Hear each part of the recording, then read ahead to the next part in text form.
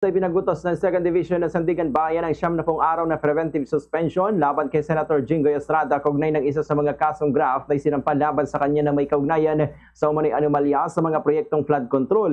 Ang naturang division na pinamumunuan ni Presiding Justice Geraldine Faith Ekong ang umahawak sa isa sa mga dalawang kasong graft na kinakaharap ni Estrada. Sa kasalukuyan nakadetine ang senador sa New Quezon City Jail sa Payatas.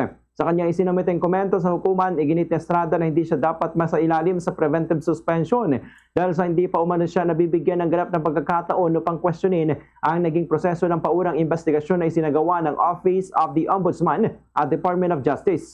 Ayon pa sa senador, ang pagpapataw ng preventive suspension ng walang sapat na batayan ay may tuturing na kaparusahan ng walang kaukulang due process of law. Samantala, sinabi naman ng prosekusyon na obligadong ipatupad ang preventive suspension alinsunod sa Republic Act 1319 o Anti-Graft and Corrupt Practices Act sa sandaling maisampa ang kaso laban sa isang akusado.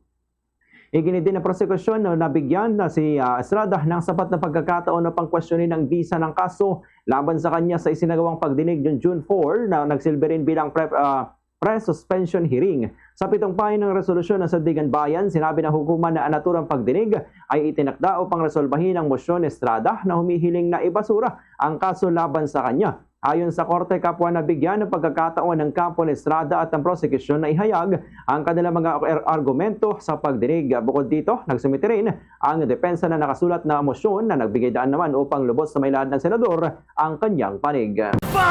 Sa Radyo Bombo!